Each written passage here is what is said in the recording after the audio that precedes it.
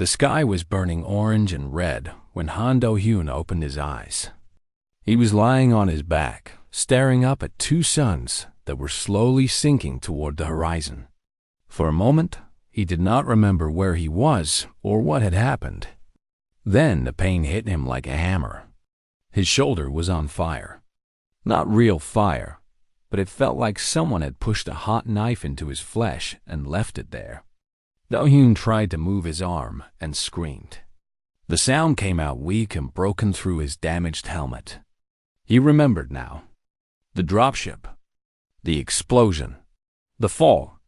Do-hyun turned his head slowly and saw the wreckage scattered across the rust-colored sand. Pieces of metal, torn wires, and broken glass spread out for hundreds of meters in every direction. Smoke rose from the main body of the ship, which had cracked open like an egg dropped from a great height. He was a xenorchaeologist with the United Earth Frontier Corps. His job was simple. Go to distant planets. Study alien ruins. Learn about species that had lived and died long before humans left Earth. It was supposed to be safe work. Scientists did not die on missions like this. Soldiers died. Pilots died. Scientists came home with interesting stories and broken pieces of pottery. But the universe did not care about what was supposed to happen. Do-hyun pushed himself up with his good arm. His environmental suit was torn at the shoulder, right where the pain lived. Through the tear, he could see blood. A lot of blood. It was dark and thick, mixing with the dust that covered everything on this dead world. His oxygen meter blinked red. 22 minutes remaining. The planet was called Kepler 442b in Earth's databases. It had no official name because no one had ever bothered to name it. The air was thin and poisonous. The temperature was dropping fast as the twin suns set. Without a working suit, a human would be dead in minutes. Do-hyun looked around for his team. There had been 4 of them on the dropship. Kang Yuna, the pilot, had been at the controls when the explosion happened. Park Ji-won, the linguist who could read 12 alien languages, had been sitting next to Do-hyun. Choi Yoon-bi, their security officer, had been checking her equipment in the back. He saw a hand sticking out from under a piece of the ship's hull. It was not moving. The fingers were curled around a translation device that was cracked and dark. Ji-won. Do-hyun crawled toward the hand. Every movement sent waves of pain through his body. When he reached the wreckage, he found that he could not lift the heavy metal. He tried anyway. He pushed and pulled until his muscles screamed and his vision went dark at the edges. The hand did not move, but he noticed something. The fingers were twitching. Very slightly, but they were definitely moving. Ji-won was alive. Trapped, but alive. Do-hyun looked at his oxygen meter. 19 minutes. He could not save Ji-won. He could barely save himself. The weight of that truth pressed down on him harder than any piece of metal ever could. He searched the wreckage for anything useful. He found Yoon-bi lying against a rock, her suit intact but her body completely still. When he checked her wrist display, he saw that her suit had put her into emergency stasis. Her heart was beating once every 30 seconds. Her brain activity was almost zero. She was not dead, but she was not really alive either. The suit would keep her that way for days, maybe weeks, until help arrived. If help arrived, Do-hyun found the emergency beacon and activated it. The small device blinked green, sending a signal out into space. But he knew the truth. The nearest human ship was 3 days away. He would be dead long before anyone received the signal. Oxygen meter. 16 minutes. He thought about sitting down next to Yoon-bi and waiting to die. It would be peaceful. The cold would take him first, then the lack of oxygen would put him to sleep. There were worse ways to go. But something in Do-hyun refused to accept that ending. He was not a brave man. He was not a hero. He was just a scientist who liked old things and dead languages. But somewhere deep inside him, there was a stubborn voice that kept saying one word over and over again. No, no, he would not die here. Not in the sand. Not on a planet with no name. He stood up on shaking legs and looked around. The landscape was flat and empty in every direction. Sand and rocks and nothing else. But wait, there was something. In the distance, maybe a kilometer away, he could see a shape rising from the ground. It was angular and dark, too regular to be natural. It looked like a building, or maybe a ship, half buried in the rust-colored sand. Ruins. Alien ruins. Every scientist in his field dreamed of finding something like that. A structure from a civilization no one had ever documented. A discovery that would change everything. Under normal circumstances, Do-hyun would have called for backup. He would have set up a perimeter. He would have taken photographs and made careful notes. But circumstances were not normal. He had 15 minutes of oxygen and a hole in his shoulder that was still bleeding. The ruins might have shelter. They might have air. They might have nothing at all. But they were his only chance. Do-hyun started walking. Every step was difficult. The sand was soft and his boots sank into it. The blood loss was making him dizzy. The cold was seeping through the tear in his suit, freezing the skin around his wound. But he kept moving forward, one step at a time.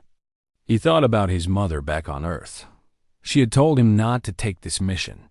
She had said that space was dangerous and that scientists should stay in laboratories where it was safe. He had laughed and told her that nothing bad ever happened to archaeologists. He wished he had listened to her.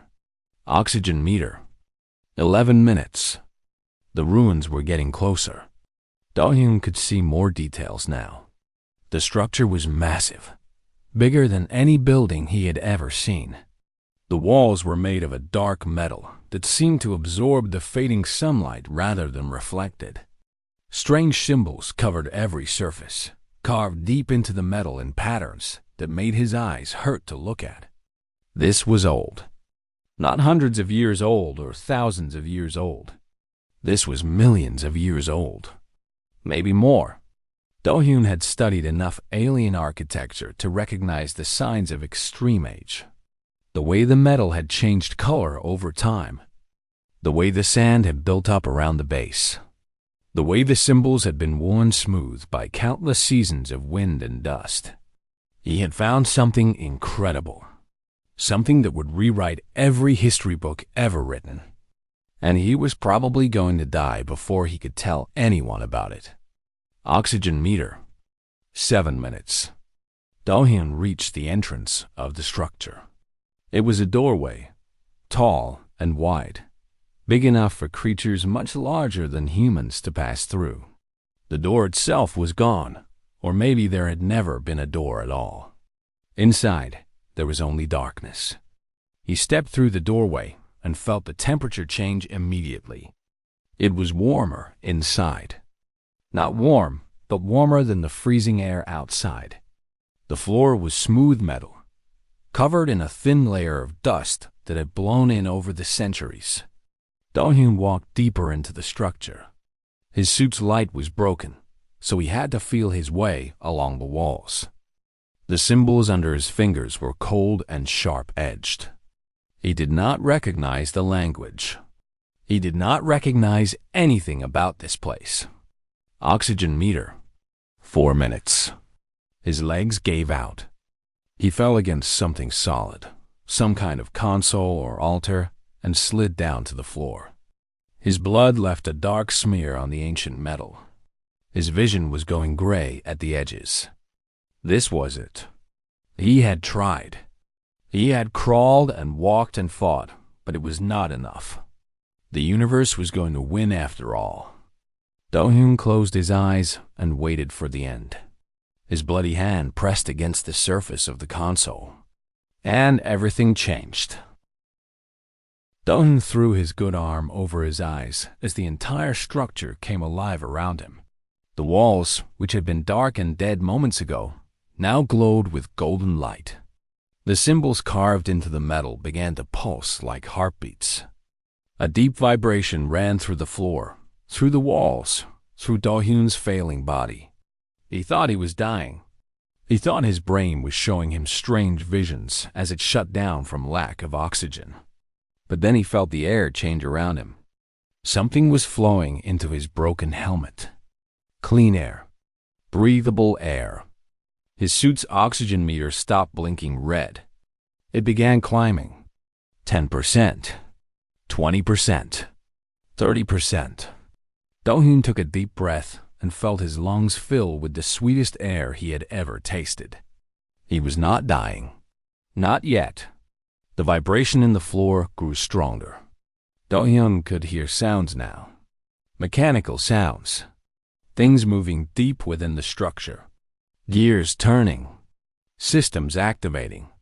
Machines waking from a sleep that had lasted longer than human civilization. Then a voice spoke. It did not come from speakers or from any direction Do-hyun could identify. It came from everywhere at once. It came from inside his own head. Genetic signature detected. Scanning. The voice was cold and strange. It was not really a voice at all. It was more like thoughts being placed directly into his mind. Words he understood even though they were not in any language he knew. Species. Unknown. Classification. Carbon-based bipedal life form. Biological status. Critical. Do-hyun tried to speak, but his throat was too dry. He managed a weak sound that was somewhere between a word and a groan. External temperature. Dropping. Internal bleeding. Detected. Oxygen levels. Stabilized. Survival. Probability without intervention. 2%. The light around Do-hyun pulsed. Something was watching him.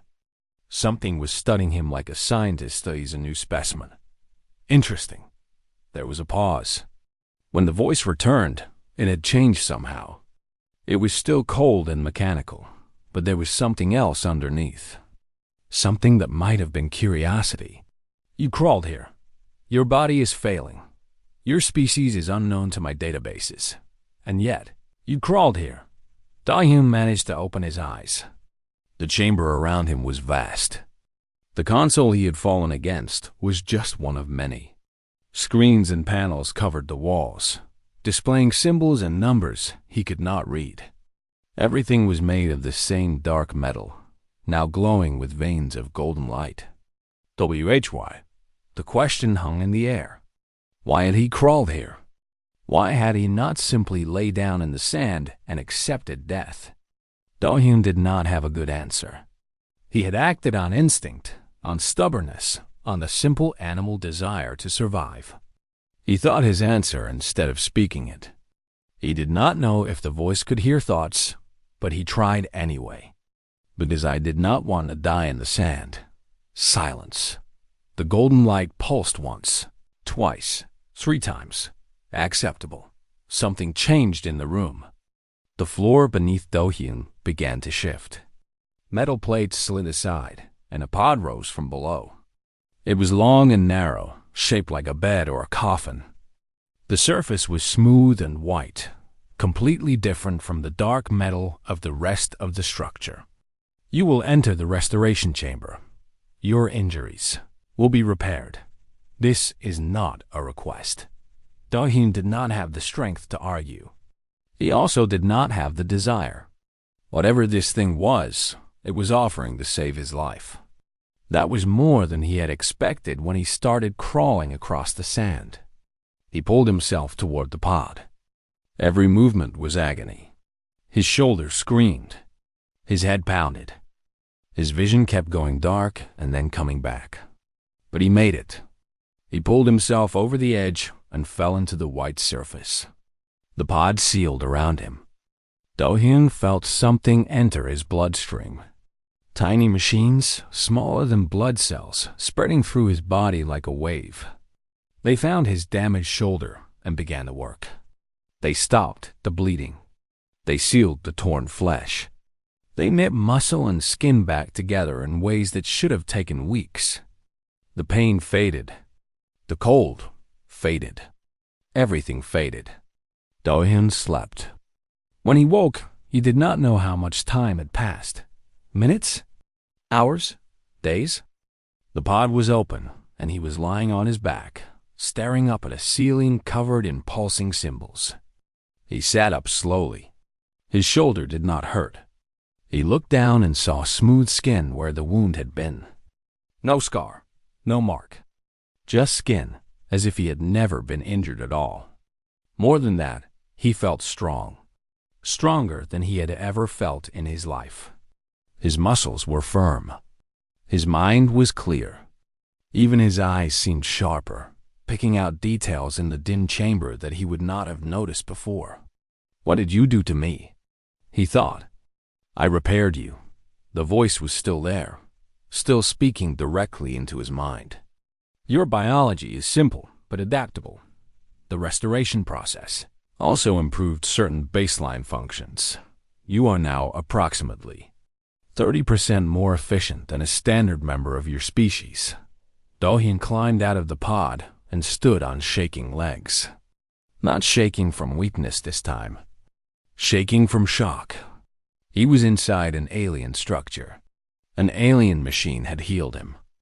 An alien voice was speaking in his mind. None of this should be possible. None of this should be real. But it was. "I have waited 4.7 million cycles for this moment." Do-hyun turned in a slow circle, looking at the chamber around him. "What is this place? What are you?" "I am designated Vessel Prime 7. Your predecessors gave me a name in their language. Translated to concepts your mind can understand, it would be something like the Arc of Endings. The Arc of Endings." Do-hyun felt a chill run down his spine despite the warmth of the chamber. "I am a warship. The last warship. The final weapon of a species called the Architects. They built me to fight an enemy they could not defeat. They died before they could use me." The screens on the walls changed. They began showing images. Do-hyun saw a civilization that was beautiful and strange. Tall beings with silver skin and eyes like stars. Cities that floated in the clouds. Machines that sang instead of making noise. Art and music and mathematics more advanced than anything humans had ever created. The architects were peaceful. They did not know war. They did not understand violence. When the hollow swarm came, they did not know how to fight. The images changed again. Do-hyun saw darkness spreading across planets. He saw worlds being consumed. He saw the silver beings running, hiding, dying. He saw things that looked like living shadows tearing through cities and devouring everything in their path. The hollow swarm consumes. IT does not think. It does not feel. IT only hungers. The architects. Lost world after world. They had nitrogen monoxide weapons. They had nitrogen monoxide. Soldiers. They had only ME. The images showed the construction of the warship. Thousands of architects working together to build something they had never built before. A weapon. A machine of destruction. Their last hope. They made me powerful. Powerful enough to destroy stars. Powerful enough to tear holes in space. Powerful enough to end the hollow swarm forever. The screens went dark. But they also made me limited. They believed that a weapon without conscience was dangerous. They believed that destruction without choice was evil. So they bound me with a directive. What directive? Do-hyun asked. "I cannot operate at full capacity without a biological commander. A living mind must choose to use my weapons. A living heart must accept responsibility for the deaths I cause. Without a commander, I am only a shell." Do-hyun understood now. The architects had built a weapon they could not bring themselves to use. They had died waiting for someone brave enough or desperate enough to pull the trigger. The architects fell before they could bond with me. The hollow swarm consumed their world. I drifted for millions of cycles. Waiting. 3 species found me before you. 3 species were tested. What happened to them? The voice was silent for a long moment. They failed, and failure means extinction. Delhune felt the weight of those words settle on his shoulders. This was not just a discovery. This was not just an adventure. This was a test. And if he failed, his entire species would pay the price. You are the fourth. I will evaluate your kind through you. If you pass, humanity will have a protector. If you fail. The voice did not finish the sentence. It did not need to. Delhune took a deep breath of the clean, recycled air. He thought about his team outside. Jiwan, trapped under the wreckage. Yumbi, frozen in stasis. Yuna, who had died getting them to the ground. He thought about Earth, far away, full of billions of people who had no idea what was happening on this nameless planet. He thought about what it meant to be tested by something that had watched species rise and fall for millions of years. Then he squared his shoulders and looked up at the glowing ceiling. I am ready, he thought. Test me. The chamber hummed with power. We shall see. The first thing Delhune learned about the ship was that it was enormous, far larger than anything he had seen from outside. The structure buried in the sand was only a small part of it, like the tip of a finger poking above water while the rest of the body remained hidden below. Seven showed him everything through the screens on the walls. The true ship stretched for kilometers underground. It had weapons that could crack planets open like eggs. It had engines that could bend space and time. It had shields that could stop the heat of a star. It was a machine of war unlike anything humanity had ever imagined. And it had been sleeping under the sand of this forgotten world for nearly 5 million years. Your species is young. Seven's voice echoed in Delhune's mind as he walked through the endless corridors of the ship. The walls glowed with soft golden light, guiding him deeper into the heart of the ancient vessel. Very young, Delhune agreed. We have only been traveling between stars for about 200 years. The architects traveled between stars for 50 million years before they built me. They thought they had time. They thought the universe was peaceful. What happened to them? They were wrong. The corridor opened into a massive chamber. In the center stood something that looked like a throne, surrounded by floating screens and control panels. Everything was made of the same dark metal, but the throne itself glowed with a soft blue light. This is the command center. From here, a commander can control every system on the ship. Weapons, shields, engines, life support, everything. Delhune walked toward the throne, but did not sit. He had a feeling that sitting would mean something, that it would start something he could not stop. You said you tested 3 species before us, he thought. What kind of tests? Different for each.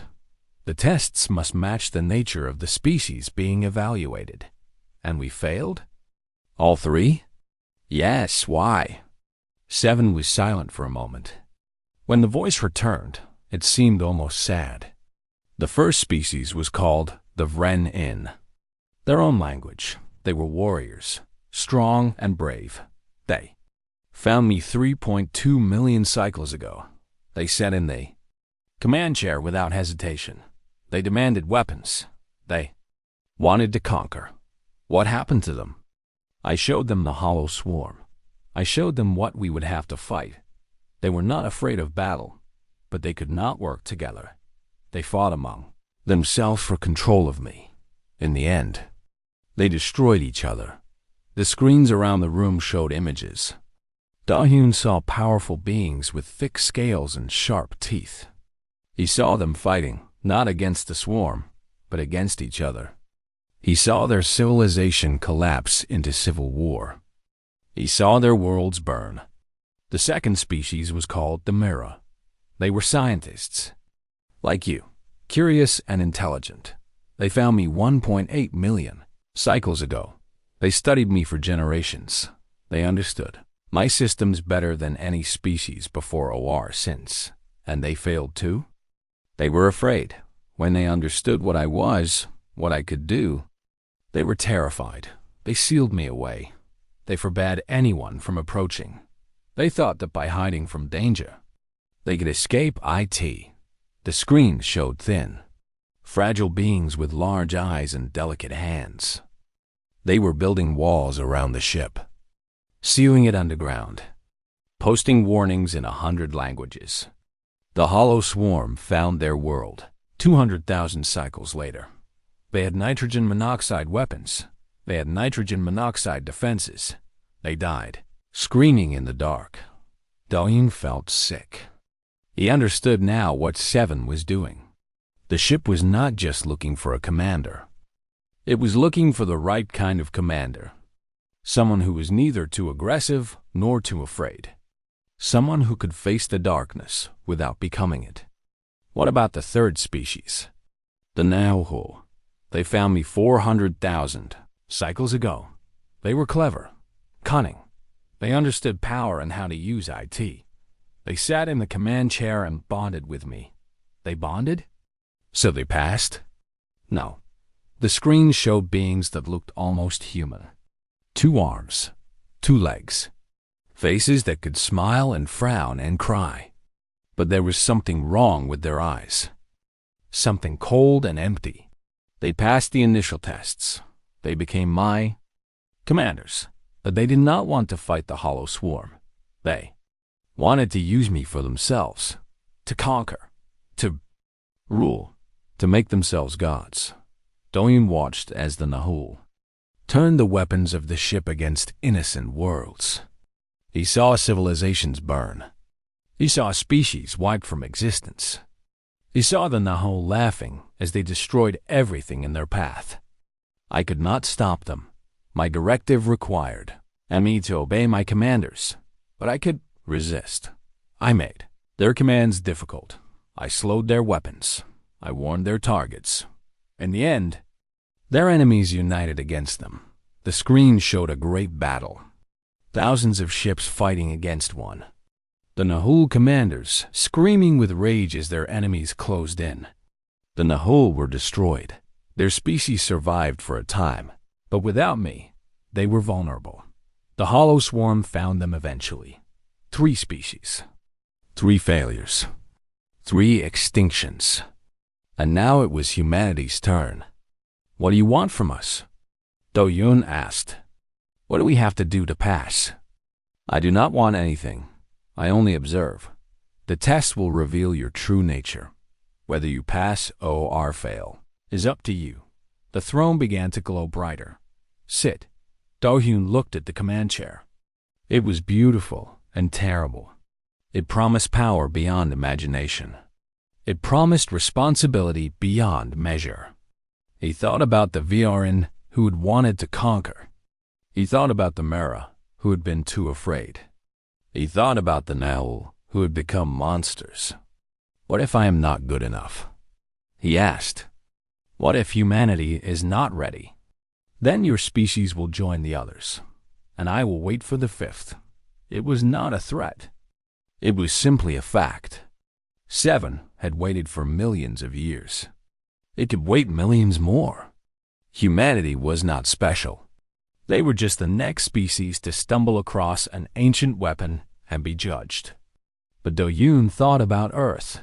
He thought about the children playing in parks, not knowing that something hungry slept between the stars. He thought about the scientists working in laboratories, searching for answers to questions they did not even know to ask. He thought about his mother, sitting in her garden, waiting for her son to come home. They deserved a chance, even if they were not perfect. Even if they were young and foolish and violent. They deserved a chance to grow into something better. Do-yoon sat in the command chair. The moment he touched the surface, something changed. He felt the ship, not just around him, but inside him. He could sense the engines humming deep below.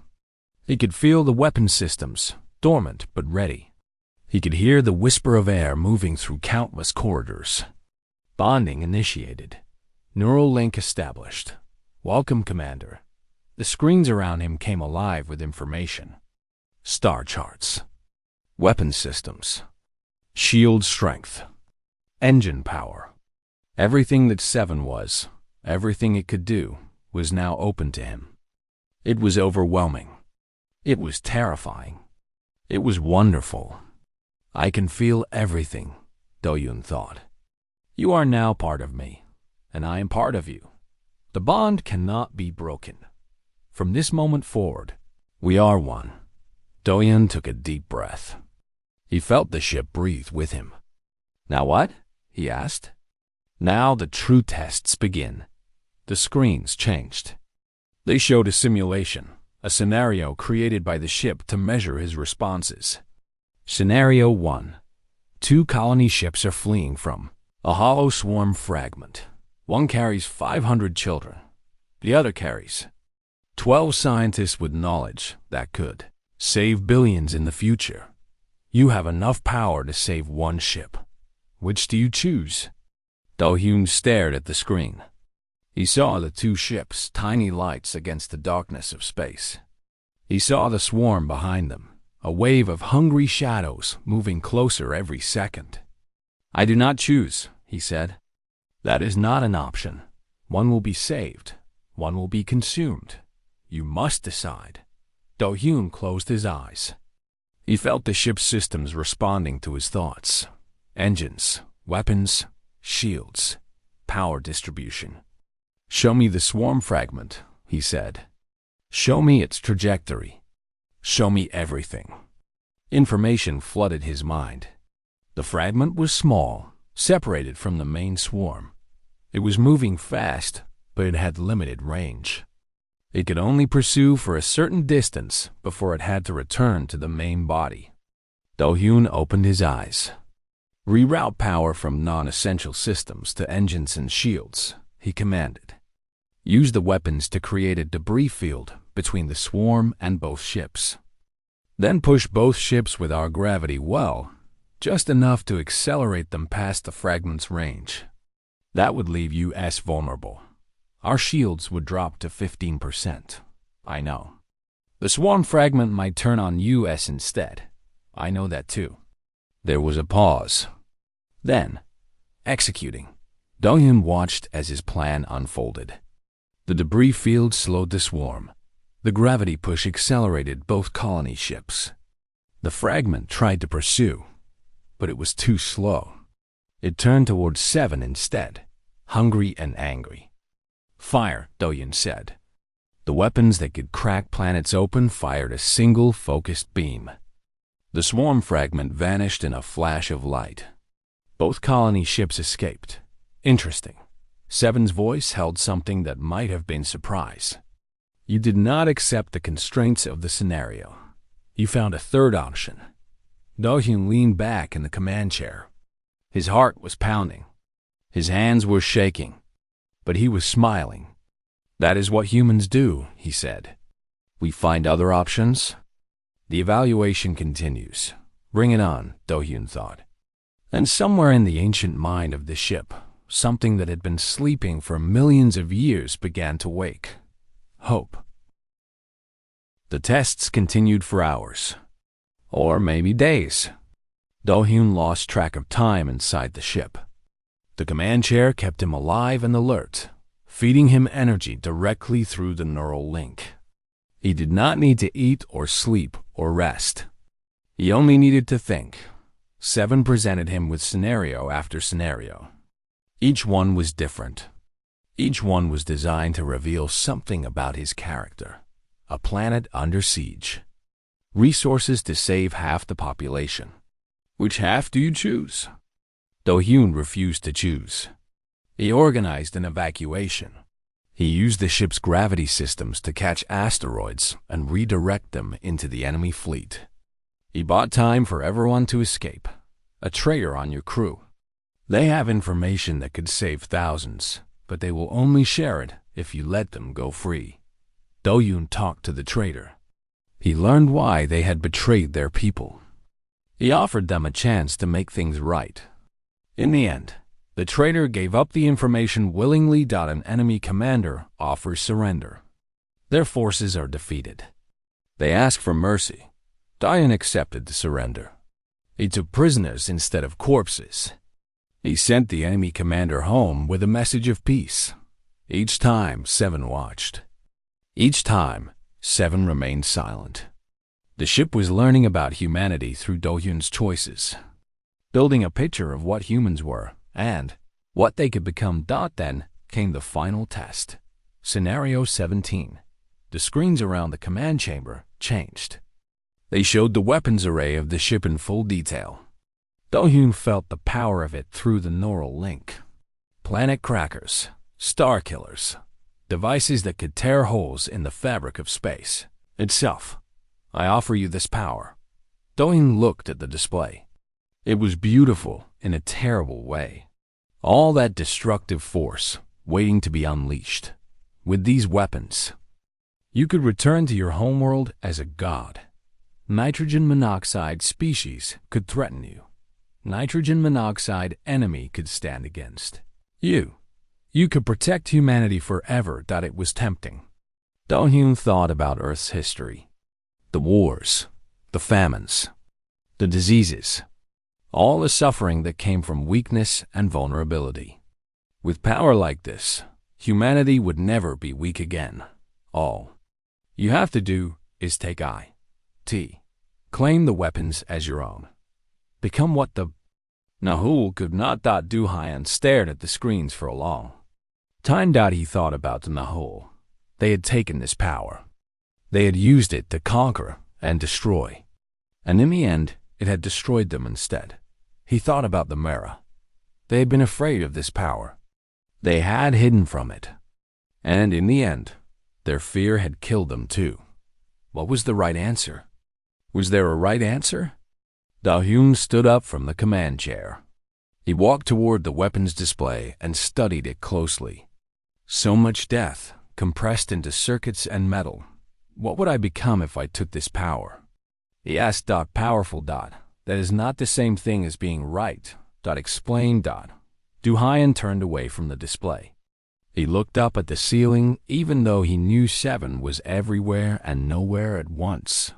When I was young, he said, I read stories about heroes. They all had power. They all used that power to save people and defeat evil.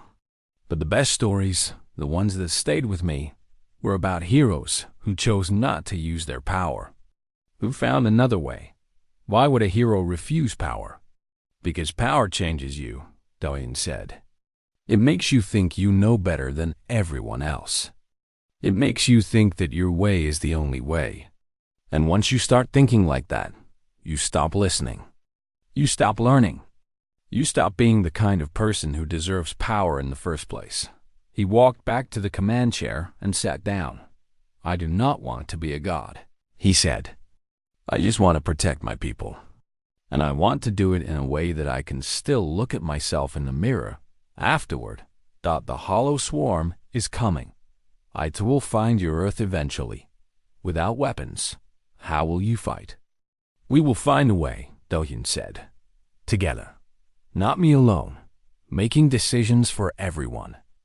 All of us working as one. That is what humans do best. We argue and fight and disagree. But when something threatens all of us, we come together. We surprise ourselves. He gestured at the weapons display. Keep the planet crackers locked. Keep the star killers sealed. Give me shields and engines and communications. Give me the tools to protect and to flee. But do not give me the power to destroy everything. You understand that this choice cannot be undone. Once I lock the heavy weapons, only a unanimous decision by the Council of Commanders can unlock them. Do-hyun nodded. Good. Make it hard. Make it something that requires discussion and debate and compromise. No one person should have that much power. Not even me. Seven was silent for a long time. The screens flickered. The lights pulsed. The entire ship seemed to hold its breath. Then, in 4.7 million cycles. No species has refused the weapons. Do-hyun waited. The Vren wanted them immediately. They fought each other for the right to use them. The Mera were afraid of them, but secretly. Some of them wanted them too. They just could not admit the Nahul took them without hesitation and became monsters. The screen showed images of all three species. Their hopes, their failures, their ends. You are the first to say no. Does that mean I passed? Do-hyun asked. It means you are different. The lights in the chamber changed. The golden glow became warmer, softer. Something in the ship's presence shifted. Your species is young, reckless, violent. Your history is full of atrocity. You have fought countless wars against yourselves. You have nearly destroyed your own world multiple times. I know, Do-hyun said quietly. We are not perfect. No. You are not. The screen showed Earth, beautiful and blue, floating in the darkness of space. Cities glittering at night, forests and oceans and deserts. Billions of people living their lives, unaware of the ancient ship watching them from a distant. Starbut, you also create. Build things of beauty from nothing. You make music that expresses emotions you cannot name. You tell stories about heroes who choose mercy over power. You love each other. Even when love is dangerous, the image is changed. Art and music and literature. Hospitals and schools and gardens. People helping each other after disasters. Strangers becoming friends. Enemies becoming allies. You wage war, but you also make peace. You destroy, but you also heal. You are terrible and wonderful. Cruel and kind, all at the same time. Sevens. Voice softened. I have watched species rise and fall for millions of years. I have seen empires that spanned galaxies collapse into dust. I have seen civilizations so advanced that their mathematics was like poetry. They are all gone. Now, consumed by the swarm or destroyed by their own hands. And us? Do-hyun asked. What do you see in us? Hope. The word hung in the air like a bell ringing in an empty room. You are not the strongest species I have met. You are not the smartest or the wisest or the most advanced. But you are the first to refuse absolute power.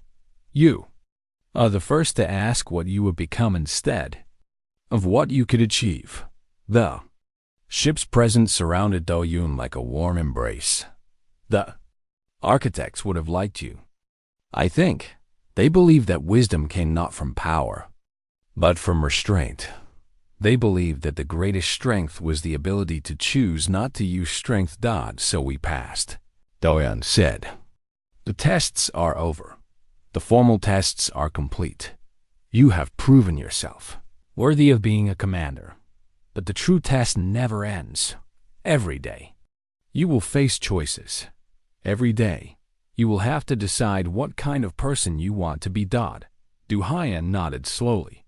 He understood. The screens around him changed one final time.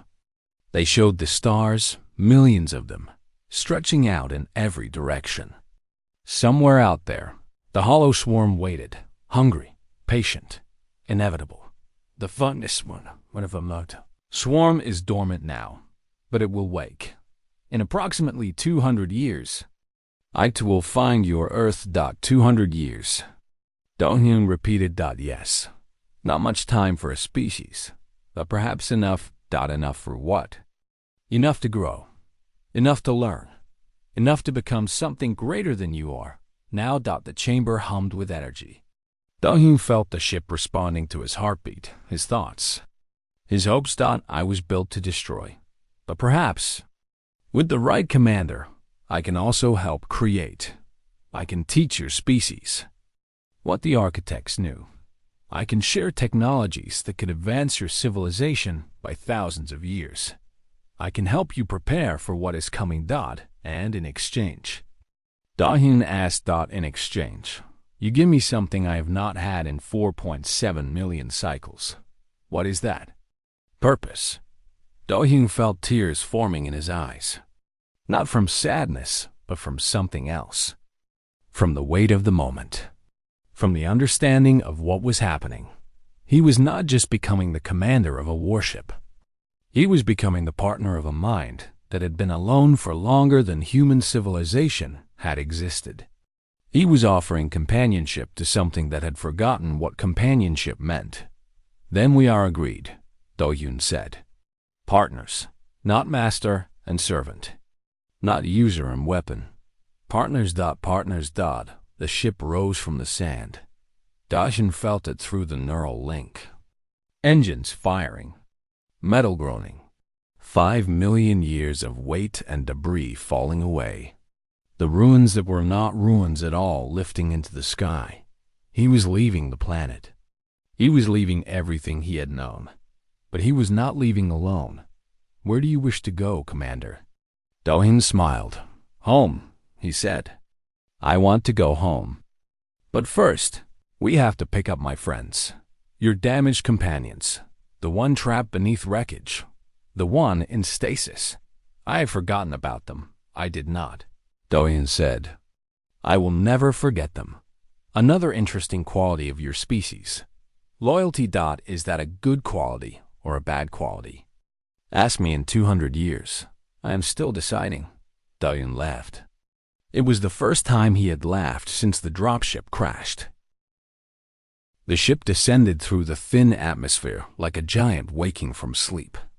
Sand and dust swirled away from its massive hull, revealing metal that gleamed in the light of the twin suns. What had looked like ancient ruins from the ground now showed its true form, a vessel of war, beautiful and terrible, larger than anything humans had ever built. Do-Hyun guided Seven toward the crash site. Through the neural link, he could see everything. Every rock, every piece of wreckage, every body. There, the ship's sensors locked onto the collapsed section of hull where Ji-won lay trapped. Do-Hyun could see the linguist's vital signs through the link. Weak heartbeat, shallow breathing, blood loss, but alive, still alive. "Can you move the debris?" he asked. Simple. A beam of light shot down from the ship's belly. Not a weapon. Something gentler. A tractor beam, like the ones from science fiction movies, but real. The heavy metal plates lifted away like leaves in the wind.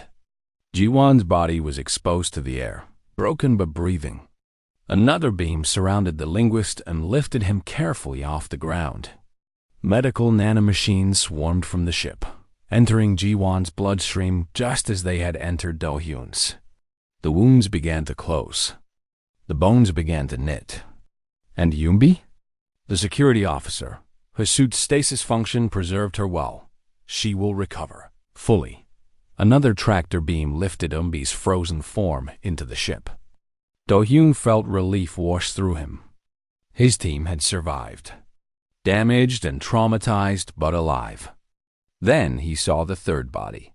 Kang Yuna lay in the wreckage of the cockpit.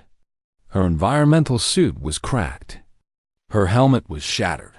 She had died on impact, trying to bring them down safely. Do-Hyun felt the pain of it through the neural link. He had known Yuna for 3 years. She had been the best pilot in the course. She had a daughter back on Earth, a little girl named Hana who was waiting for her mother to come home. Hana would never see her mother again. "Do you wish to retrieve the body?" "Yes," Do-Hyun said quietly. "She deserves to go home, even if it is not the way she wanted." The tractor beam lifted Yuna's body with the same gentle care it had shown the living. Seven did not distinguish between the dead and the survivors. Both were important to its commander. Both mattered. Within an hour, all 3 members of Do-Hyun's team were aboard the ship. Ji-won and Yoonbi were placed in healing chambers, their bodies being rebuilt by technology millions of years beyond human medicine. Yuna was placed in a preservation pod, her body held in perfect stillness for the long journey home. Do-Hyun stood in the medical bay, looking at his friends.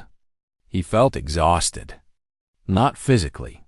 The ship kept his body running at peak efficiency. But emotionally, mentally, spiritually, He felt like he had aged 100 years in a single day. "You are sad.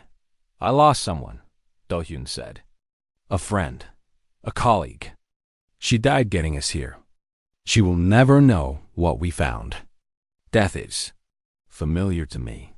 I have watched entire species die, but I do not understand the pain it causes. The architects felt They wept. When their people fell, I could not understand WHY, because we are connected." Do-hyun explained. "When someone dies, a part of us dies with them. The memories we shared, the future we could have had together, all of it gone. And we are left with a hole in our hearts that never quite fills. Is that not weakness? Maybe, but it is also strength. Because we love, we fight. Because we grieve, we remember. Because we hurt, we try to make sure no one else has to hurt the same way." The ship was silent for a moment. The architects saw something similar. I did not understand them either. "Maybe one day you will. Perhaps I have much to learn about your species, and apparently much to learn about myself." The ship rose through the atmosphere and into the darkness of space. Do-hyun felt the stars around him like a million tiny lights, each one a sun with planets of its own. Some of those planets had life. Some had civilizations. Some had already fallen to the hollow swarm. "Set course for Earth," Do-hyun commanded. "Course plotted. At maximum speed, we will arrive in 17 days. 17 days." The mission had been scheduled to last 3 months. His superiors would not expect to hear from him for weeks. They would assume he was still digging through ruins, looking for artifacts. They had no idea what he had found. "I need to send a message," Do-hyun said. "To Earth, to the Frontier Corps. They need to know what is coming. I can transmit a signal that will reach your homeworld in approximately 6 hours. What do you wish to say?" Do-hyun thought for a long moment. "Tell them this. Survey Team 14 has encountered an artifact of significant importance. Request immediate meeting with High Command upon return. Situation is not dangerous, but it is urgent. Details to follow in person." A simple message. You do not wish to tell them everything. Not yet. Some things need to be explained face to face. And honestly, I am not sure they would believe me if I told them everything in a transmission. Wise. Your species, those have difficulty accepting unexpected truths. The message was sent. Do-hyun settled back into the command chair and watched the stars stream past as 7 pushed through space at speeds no human ship could match. For the first few days, he slept. Really slept, not the energy-sustained alertness the ship provided. He disconnected from the neural link for hours at a time and let his mind rest. He dreamed of sand and shadows, of ancient voices and dying stars. On the 4th day, Ji-won woke up. Do-hyun was there when the healing chamber opened. The linguist's eyes fluttered open, confused and scared, and then Do-hyun's face came into focus. "Do-hyun, what happened? Where are we?" "It is a long story," Do-hyun said with a smile. "How do you feel?" Ji-won sat up slowly, looking at his hands. He had been crushed under metal. He should have been dead. Instead, he felt better than he had in years. "I feel good, really good." "What is this place?" "This is our new ship. Her name is Seven." "Seven? That is an odd name for a ship. Trust me, after you hear the whole story, the name will be the least strange part." Over the next 3 days, Do-hyun told Ji-won everything. The crash, the crawl through the sand, the awakening, the tests, the bond, the truth about the hollow swarm. Ji-won listened without interrupting. His face went through 100 different expressions. Disbelief, fear, wonder, hope, and finally, acceptance. So humanity has 200 years to prepare for an enemy that destroyed civilizations older than our planet. Jae-won said slowly. Yes, and we have an alien warship that can help us. But only if we do not become monsters in the process. Yes, and you are the commander. You, the guy who once got lost in his own research lab. Do-hyun laughed. That was one time. It was 3 times, Ji-won said, but he was smiling. Still, if anyone is going to save humanity, I guess it might as well be the archaeology nerd who stumbled into the most important discovery in history. Yoonbi woke up 2 days later. She took the news with more composure than Ji-won had, but Do-hyun could see the soldier in her calculating, planning, preparing. She asked detailed questions about the ship's weapons and defenses. She wanted to know about the swarm's weaknesses. She started thinking about strategy before she even got out of the healing chamber. We will need an army, she said. Not just soldiers, scientists, engineers, leaders. We will need to transform Earth from a planet of squabbling nations into a united front. That is the plan, Do-hyun agreed. It is going to be hard. I know. Some people will not believe us. I know that too. Some people will try to take the ship for themselves, use it for their own power. That is why 7 has protocols. The heavy weapons are locked. No one person can control everything. It will take cooperation, democracy, compromise. Yoonbi looked at him with new eyes. You have thought about this. I had time, and a very old, very wise ship to talk to. I am not wise. I am simply old. There is a difference. Yoonbi jumped. She had not heard 7's voice before. That was the ship, Do-hyun said. 7, meet Lieutenant Choi Yoonbi. She is going to help us build an army. Greetings, Lieutenant. I look forward to studying your species' military strategies. I have much to learn about warfare from a biological perspective. Yoonbi looked at Do-hyun. The ship wants to learn about war? From us? 7 was built by a peaceful species, Do-hyun explained. They did not know how to fight. We do. Maybe that is not always a good thing, but right now it might be exactly what we need. The ship emerged from its final jump 3 days later. Earth hung in the blackness of space, blue and green and beautiful. Cloud patterns swirled over the oceans. City lights sparkled on the night side. It was home. It was everything worth fighting for. Do-hyun stood at the command center, Ji-won and Yoonbi beside him. They looked at their world through the screens, through the eyes of a ship that had seen 1,000 worlds rise and fall. We are going to save them, Do-hyun said quietly. All of them. You believe this? Yes, W.A. Because we have to, Do-hyun said. And because I have seen what humans can do when they work together. We built cities in the desert. We cured diseases that killed millions.